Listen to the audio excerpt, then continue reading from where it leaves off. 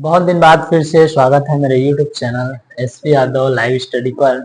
आज अपन डिस्कस करने वाले हैं आइंस्टाइन का समीकरण, जो कि 12th बोर्ड एग्जाम के लिए बहुत ही महत्वपूर्ण है। इसको अपन बहुत ही सरल भाषा में यहाँ पर समझने वाले हैं। तो चलिए स्टार्ट करते हैं। जो आइंस्टाइन के अनुसार क्या होता है, कोई भी मान के चलो ये कोई धातु है, ठीक, मान के चलो ये क्या है भाई, ये कोई धातु है। अब इस धातु पर जब अपन फोटान आपतित करते हैं, ठीक, इसको आपको हिंदी में लिखना पड़ेगा, मैं हिंदी में लिख के नहीं बताऊंगा, ठीक। जब किसी धातु पर फोटान जो है Hp आपतित करते हैं तो ये दो भागों में बढ़ता है। कौन कौन से दो भागों में बढ़ता है भाई? एक बढ़ता है ये तो इसकी गतिज ऊर्जा में, और दूसरा इसकी बढ़ता है ये कार्यफलन में, ठीक, जिसको अपन फाई से दर्शाते हैं।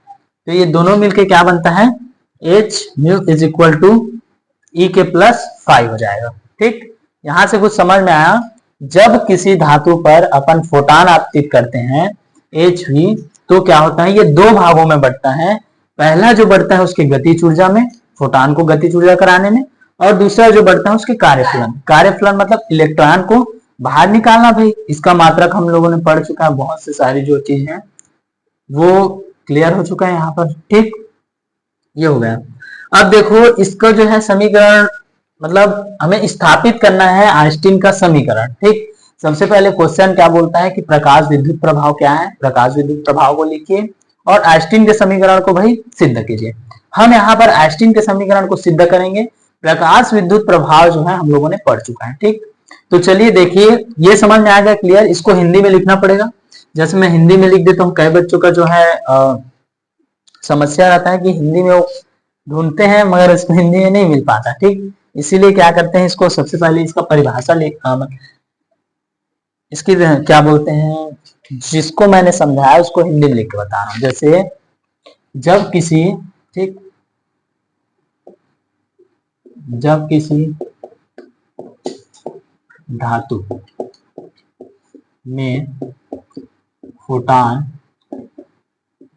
H, ठीक, आपतित करते हैं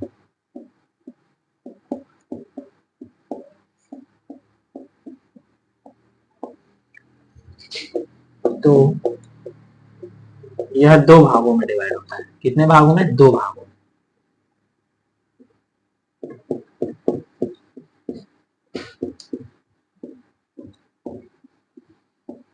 ठीक, कौन कौन से दो भागों में बढ़ता है? ये बढ़ता है गतिज ऊर्जा, ठीक, गतिज ऊर्जा, या इसको लिख सकते हैं दो भागों में। जैसे कि यह सिंपल से यहीं पर लिख देते हैं गतिज ऊर्जा, गतिज ऊर्जा ठीक, क्या हो गया, ई के, ठीक, और कार्यफलन, ठीक, इसको हिंदी में लिख देते हैं कार्यफलन। कार्यफलन कौन किसे दर्शाते हैं? फाई से, ठीक। कार्यफलन में बढ़ता है भाई।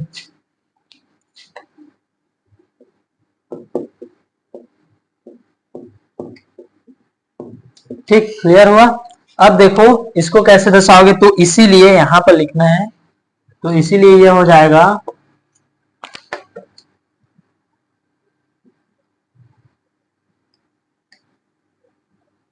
इसको लिख सकते हैं फोटान। क्या आपतित कर रहे हैं इसमें? फोटान, मतलब Hv। तो Hv इज इक्वल टू कितने भागों में बढ़ता है भाई? ये दो भागों में। एक हो जाएगा E के प्लस फाई, ठीक, हो गया। अब देखो गतिज ऊर्जा हमें निकालना है। क्या निकालना है? गतिज ऊर्जा निकालना है। तो गतिज ऊर्जा जब निकालना है तो सिंपल सी बात है, हमको इसको इस साइड लाना पड़ेगा ना। तो ये हो जाएगा E के इज इक्वल टू, जब इसको हम इस साइड लेके आएंगे तो हो जाएगा Hv माइनस में फाई। इधर प्लस है, इधर आके क्या हो जाएगा, वो माइनस हो जाएगा, ठीक, क्लियर। अब देखो ये हो गया। अब देखो ई के का मान क्या होगा? गतिज ऊर्जा बराबर क्या होता है? 1/2 mv स्क्वायर। गतिज ऊर्जा बराबर होता है ना, गतिज ऊर्जा बराबर क्या होता है? 1/2 mv स्क्वायर। तो यहां पर चूंकि ई के इज इक्वल टू ये हो जाएगा 1/2, ये ज्यादा हो गया, ठीक, इसमें लिखोगे ई के is equal to 1/2 mv² maximum ले लेते हैं इसको। ठीक, ई के लिखा है इसलिए मैक्सिमम, चूंकि लिखना आप लोग बॉक्स में बनाओगे तब भी ठीक है। अब ये हो जाएगा, यहां से इसका मान जैसे ही रखोगे ये हो जाएगा 1/2 mv² मैक्सिमम, ठीक, इज इक्वल टू hv5। ठीक, इसको हम कौन सा समीकरण ले लेते हैं, समीकरण नंबर फर्स्ट, समीकरण नंबर फर्स्ट ले लिए। ठीक, क्लियर इतना तक।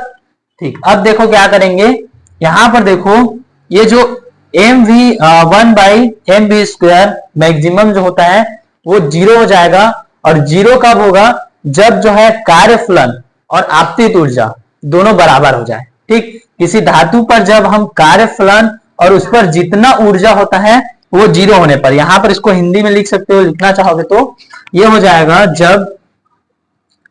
जब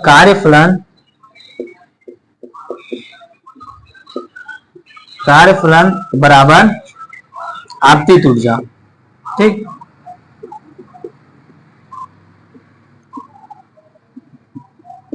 तो 1/2 mv² maximum is equal to 0। ठीक, समझ में आया।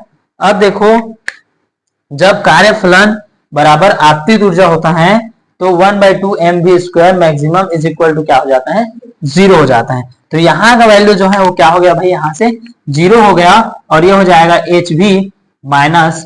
5 का मान यहां से निकालेंगे, ठीक है, ये प्लस है, इसको इधर लेके जाएंगे तो ये क्या हो जाएगा, यहां पर इसको क्या करते हैं, 5 नॉट लिख लेते हैं। ठीक, ध्यान में रखना इसको ना, 5 नॉट लिख रहे हैं। ठीक, नया मान निकालना है हमको, तो वो 5 नॉट हो गया। अब देखो जैसे 5 का मान निकालेंगे हो जाएगा 5 is equal to h5 not.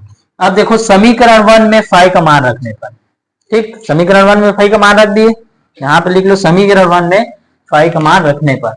ये आ रहा है कि नहीं आ रहा होगा भाई इसमें,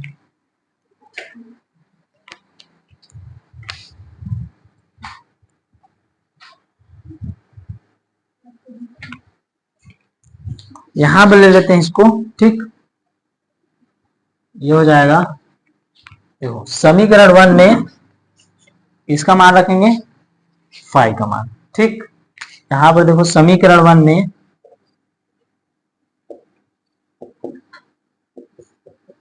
y का मान रखने पर, तो 5 का मान जब समीकरण 1 में रखते हैं, यहां पर रखना है हमको, कहां पर रखना है, यहां पर 5 का मान रखेंगे, ये हो जाएगा आपका 1/2 mv² मैक्सिमम, उसके बाद ये हो जाएगा hv। ठीक हो गया। अब hv के बाद देखो ये क्या हो जाएगा, h नॉट, मतलब v नॉट। ठीक, अब देखो यहां से h जो है हम क्या कर सकते हैं, कॉमन ले सकते हैं, तो ये हो जाएगा आपका जो लास्ट व्यंजक निकलेगा वो निकलेगा 1/2 mv² maximum is equal to h common लिए v माइनस v0, जो कि आपका क्या है, आइंस्टीन का समीकरण है। ठीक, ये क्या है आपका, आइंस्टीन का समीकरण है। ठीक, समझ में आया इतना, क्लियर। आइंस्टीन का समीकरण क्या निकलता है, यहां से हमको 1/2 mv² maximum is equal to h जो है हम लोगों ने कॉमन लिया, यहाँ पर v0। ठीक, ये निकलता है, या इसको v0 को पहले रख लो या तो v को मतलब बाद में रख लो। ठीक, दोनों सेम है। तो ये हमारा आइंस्टीन का समीकरण है, वेरी इजी। ठीक, सबसे पहले इतना लिखना है आपको, ये डिटेल है, इससे ज्यादा कुछ नहीं लिखना है। पहले हिंदी में लिखना था ना, वो नहीं लिखना है। ठीक, बहुत सारा दिया है आपके बुक वगैरह में, गाइड वगैरह कहीं भी देखोगे तो इसीलिए चैनल को सब्सक्राइब कीजिए।